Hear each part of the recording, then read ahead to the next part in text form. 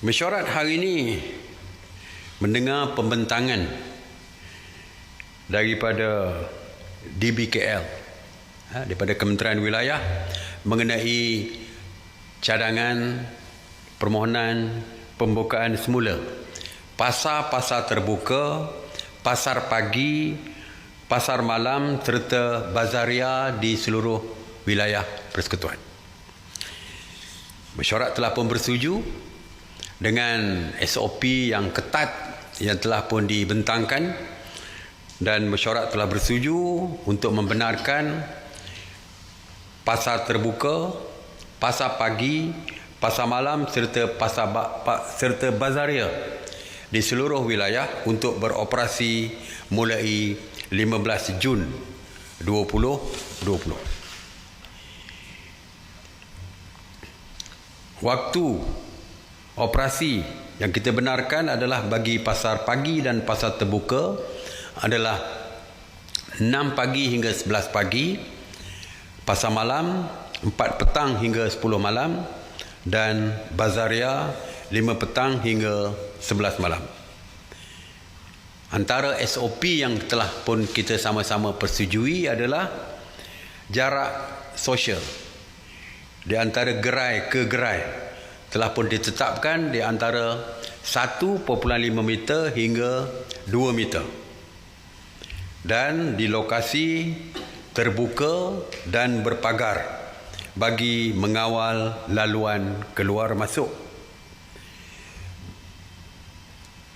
Untuk keluar masuk hanya menggunakan satu jalan masuk dan satu jalan keluar. Maknanya secara one way. Masuk daripada pintu masuk, dan bila sampai ke hujung tidak boleh berpusing-pusing seperti biasa. Mesti masuk dan sehala untuk keluar. Dan suhu akan diperiksa, suhu badan akan diperiksa di pintu masuk. Hand sanitizer perlu digunakan, digalakkan penggunaan mask ataupun topeng muka, dan peniaga-peniaga yang menjual barang makanan dan sebagainya tidak boleh membuka, menyediakan meja dan tempat makan, tetapi hanya boleh di take away sahaja. Banyak lagi SOP lain, termasuk SOP peniaga, keluasan meja dan sebagainya, semuanya terdapat di dalam SOP yang dikeluarkan oleh DBKL ini. Jadi mana-mana yang peniaga yang akan memulakan perniagaan boleh